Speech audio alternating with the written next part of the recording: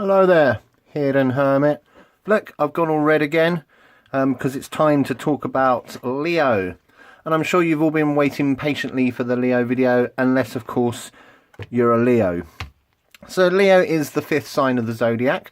It is a fire sign. Here is some fire for you. Nice. Here is some more fire for you with the alchemical symbol of fire. Fire element, desire. That seems about right. And of course, fire, the concept of fire is epitomised by the suit of wands in the tarot, and here is the ace of wands. So I've got my Leo vibe going on here. I'm all red because it's a fire sign, obviously. It turns out I own a ton of Leo-esque stones, and I've just got them all over here. I've got some red jasper. I've got some labradorite. You can't really tell how awesome this is. You can a little bit. It's amazing. It's really cool. I've also got some red tiger's eye, which again is utterly awesome. I've got some mookaite jasper, looking like a big lump of mustard. I've got some sunstone. Because Leo is ruled by the sun, I will say that many, many times, don't you worry.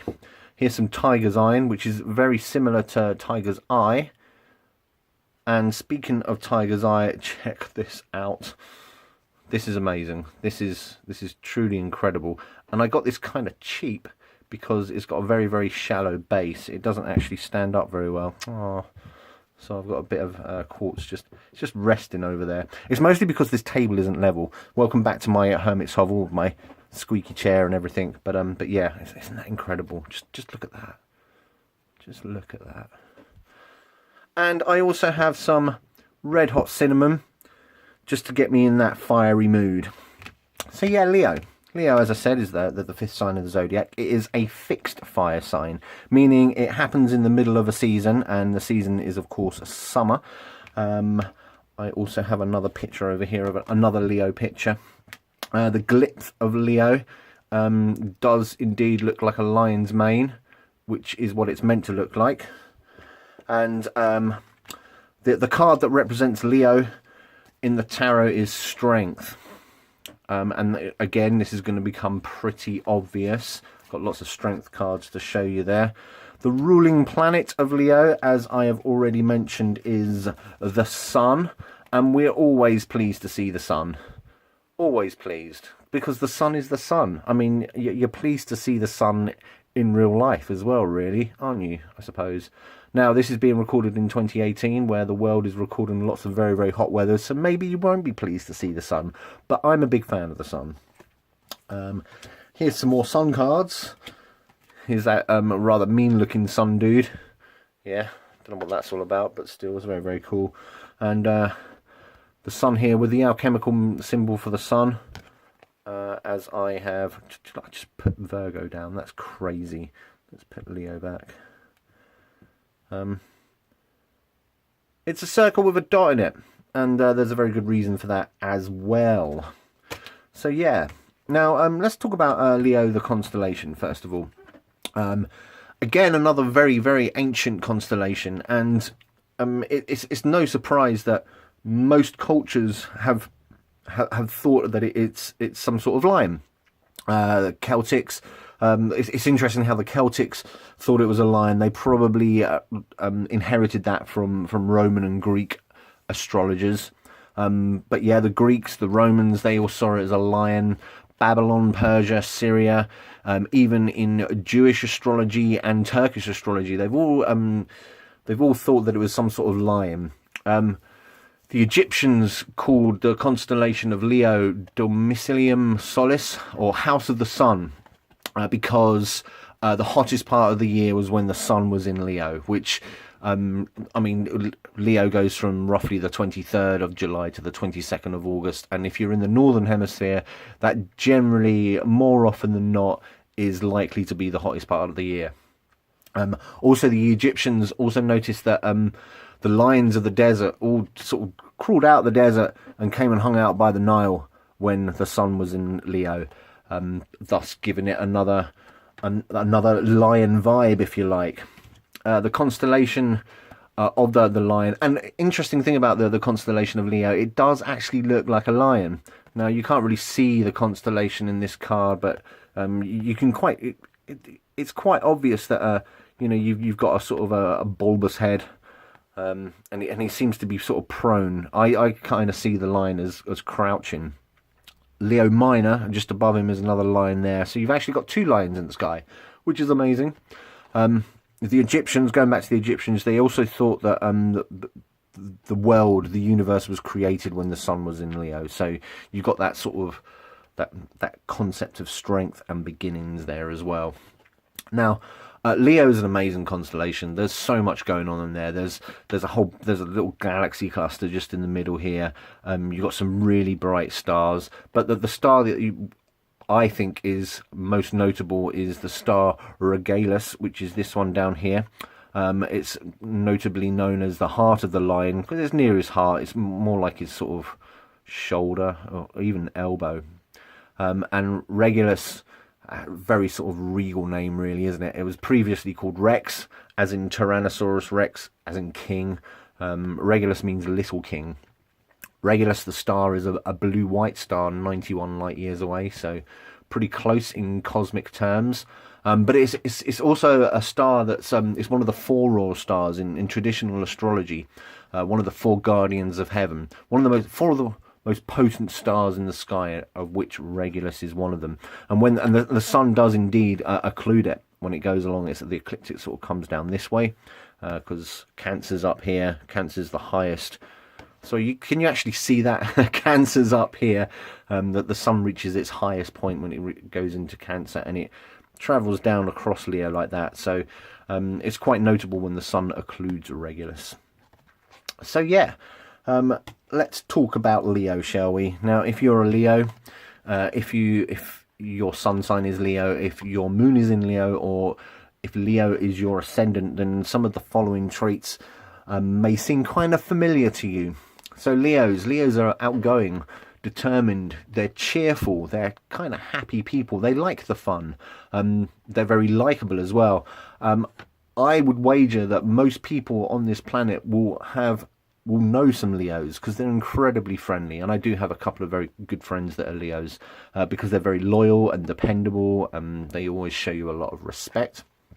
Leos are very active, they're busy, they like to live life to the full, they're charismatic, they're outwardly confident, or they exude that air of confidence.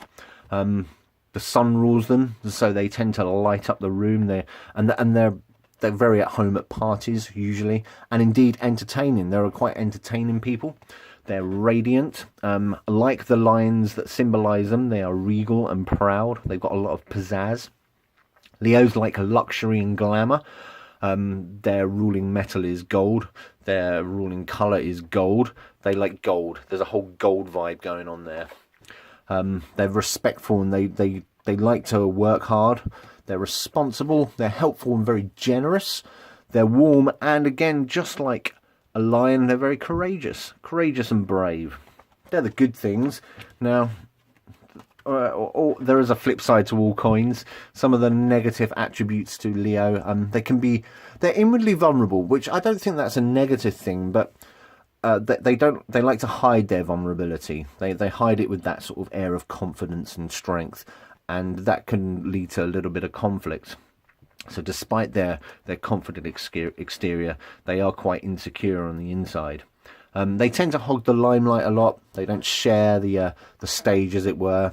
They're known to exaggerate, be arrogant and overbearing. They can be vain. Leos tend to be kind of pretty people, really. So and they like to maintain that. Because of their love of entertainment, they can become drama queens or drama kings. I think that should be a gender neutral term. They can be dramatic.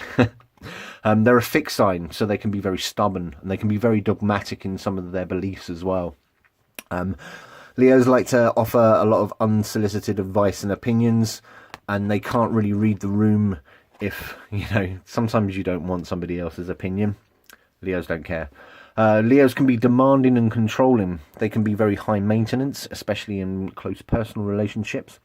They find it very difficult to admit mistakes. They don't like being wrong, and again, they also like to prove other people wrong to maintain that regality, if you like. Yeah, and I think that's pretty much it. Leos can also be kind of jealous at times as well. If they don't have that limelight, they can get a bit prickly with it. But moving on, let's do we have both of them? No, let's just stick this one here because of the lion. So let's talk about the strength card. Now, the strength card is an interesting card in the tarot. And here's the Waitsmith with that image of the woman and the Ouroboros symbol, just like the magician above her head, symbolizing that this is a strength. Strength is a sort of an eternal attribute, if you like.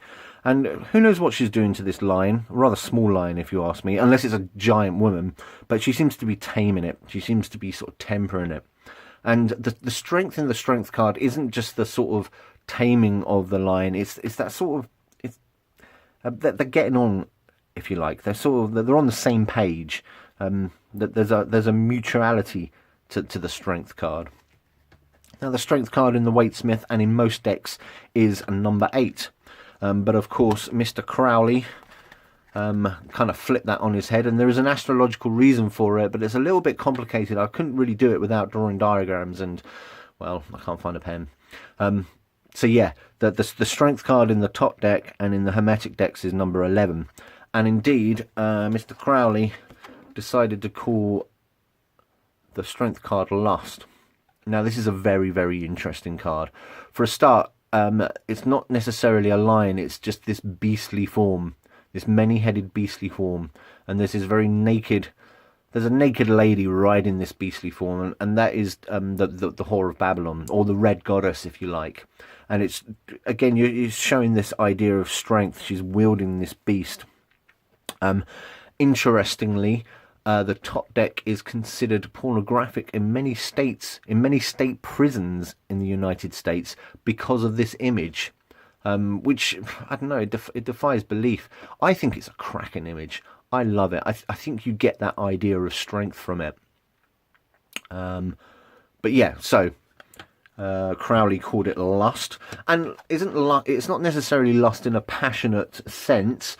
However, it's worth noting that Leo rules the 5th house, which is creativity, passion, children, fun, recreation, and procreation.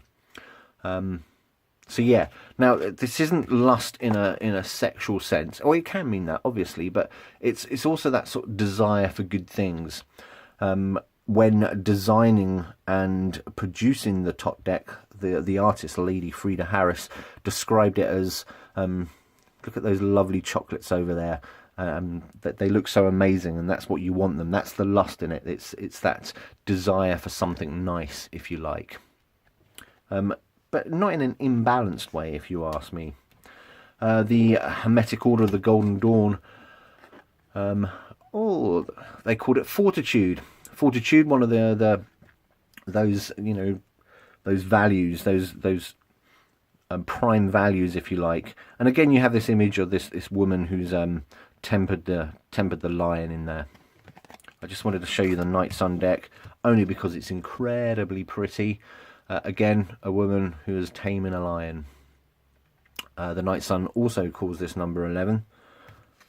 The Hermetic deck has it as number 8. There's a little bit of toing and froing there, and of course it's swapped with the Justice card. So that's the card that represents Leo. Let's have a look at the Sun, the ruling planet. And as I previously mentioned, when the sun comes up, it's generally a happy thing. You've got this childlike innocence.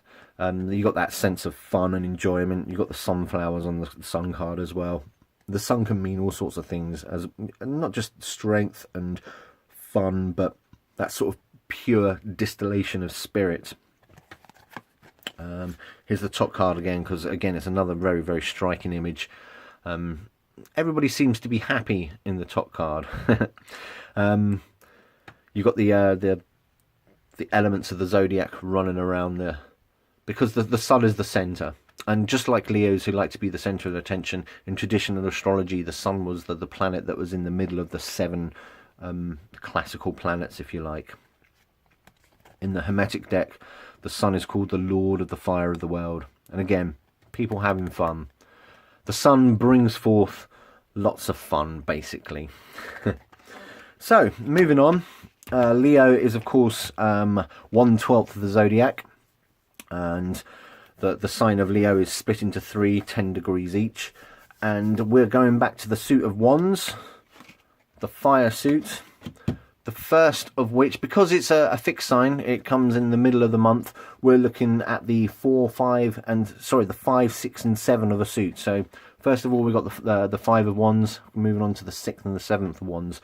The 5 of wands is roughly the 23rd of July to the 1st of August, and it rules the 0 degrees to 10 degrees of the constellation of Leo, and it's represented by Saturn in Leo. Now, the 5 of cards, just like the 5s in most of the suits, isn't a particularly great card, to be quite honest. And you have this image here of a bunch of guys having a fight with their wands. The Hermetic deck calls it the Lord of Strife. And it's because Saturn has come... Leo in its element of the sun, yeah, everybody wants to have fun, and then Saturn rocks up and is like, nope, I'm going to give you some discipline here. I'm going to give you my harshness, and that causes strife. Here's the top deck called Strife. So yeah, that disciplinarian element of science of Saturn comes along, and it produces that conflict. The 5 of wands does indeed. When it comes up, you got to be looking towards things where there might be disagreements or arguments. There may be a personal conflict. There's going to be a sense of conflict around there somewhere. Now, an interesting thing about the top deck is Crowley put his own personal stamp on this. You have this wand in the middle, and one of his own personal emblems is at the top there. Because Aleister Crowley was indeed, he had Leo as his ascendant. Moving on to the Hermetic deck, Lord of Strife. You've got the Leo, the Saturn. You've got that, again, you've got that same sort of wand at the top here. I can't remember what the wand is called. It's yeah, I can't remember. It slipped out of me. I didn't write it down. What a fool. Here is the Night Sun deck, and its challenging imagery abounds. You've got Saturn and Leo there. Now, I think the strife element is the actual wands growing out the ground. It seems like a rather parched landscape, and they're sort of coming through. They're coming through what I figure is quite slowly. There's been a lot of struggle for these wands to break through this dry, cracked ground. I think the 5 of wands is a very helpful card as well. In the past, for myself, it has illuminated points where there was conflict and I wasn't aware of it. So yeah. Okay, moving on to the 6, and it's all change. Here is the 6 of wands and the Waite Smith. And we're back to the happiness. The 6 of wands is Jupiter in Leo, and this is the card of victory. If I go to the Hermetic deck, Lord of Victory. If I go to the top deck, Victory. Everybody agrees. So Jupiter, in its abundance, has come along into the sun sign of Leo, and that partying, that fun, that abundance, it just gets on with each other. It's a good thing. Here's the Night Sun deck, and that person down there is looking very pleased with themselves. Yeah, they're just like, yes, victory. And it's one of those cards that when it comes along, everybody's happy. And I do love this card. You get that sort of sense of movement. You get that sort of sense of a parade. Who knows what this person has victored in?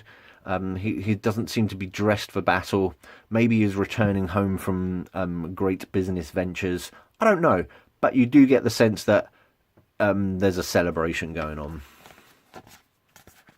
There isn't really much to say about the 6 of wands. It's quite easy, really. Jupiter in Leo, everything's jolly good. Moving on to the 7 of wands. And now this is an interesting card. Unlike the 5, which does give that sense of strife, here is the 7. This is the third decan, 20 to 30 degrees, roughly from the 12th of August to the 22nd of August. And its ruling planet is Mars here. So this is Mars in Leo. And this is the card of Valor. There's top, Valor. There's the Hermetic deck, the Lord of Valor. So Mars isn't rocking up in Leo to bring any sort of oppression. It's actually backing Leo up, I feel. You have the image in the Waitesmith of this person who's defending their territory or defending their honor, maybe even defending their opinions and their worldview, if you like. Mars is coming along and he's backing everybody up. You kind of get that sense in the top deck as well. Here's Mars. Here's Leo. Mars is that is bringing that warrior spirit. Here's the night sun being oblique and challenging again. But yeah, he's bringing that warrior spirit on, and he's adding to the courage of Leo, I believe. I also feel that the Seven of Wands is a good card. It doesn't necessarily mean that people are going to be out to get you. It more means for me that those people are more than welcome to come out and get you, your opinions, your life, but they're going to have a hard time breaking that down from you. Yeah, you watch out, world. So if we go back to the 5 and the 6, the first two decans. Now these are ruled by the court card of the King of Wands. The King of Wands, in my view, is the baby emperor. I'm doing a lot of holding up today. Don't know why. I just feel like it. It's that Leo spirit, I think. So yeah, the court card decan ruler of the 5 and 6 is the King of Wands, and the King of Wands sitting there in his throne. Here's the fire. Here's the airy part of fire. Here's the thinking fire, the thinking man's fire, if you like. What I really like about the King of Wands and the Waitesmith is you've got the salamander down there. Salamander, the fire spirit, if you like. Now the King of Wands, here's the king of the suit of fire. He's like I say, he's the baby emperor in a way. He knows his stuff. He knows what he's doing. And yeah, I mean, as an Aries, my moon's in Leo. Interestingly, I do get on with the whole suit of wands. The Queen of Wands is the court card decan ruler of the 2 decans of Aries, but her pal, her boyfriend, her husband, also inspires me in a very big way. I do like the King of Wands. Just briefly going back to Mars in Leo, the court card decan ruler is the Knight of Pentacles, because we're moving on. We're at the last decan in Leo. We're moving on to the mutable earth sign of Virgo, and here's the Knight of Pentacles. Interestingly, the Knight of Pentacles is the one knight that isn't moving in the Waitesmith, which doesn't really suggest much mutability, but that's that. Never mind, eh? So yeah, that's pretty much Leo. Now Leo's he's kind of cut and dry. They're kind of cut and dry. You do get that good sense. I'm a big fan of Leos. Leos are cool, and I know that I'm coming towards the end of my video because my cones have burned out. Almost burnt out. So yeah, I hope you enjoyed that. Like I say, I am a big fan of Leo as a sign. It's always nice to have a Leo on your side. If you don't have a Leo on your side, go out and get one. Okay, so thank you very much. Hidden Hermit, have a lovely day.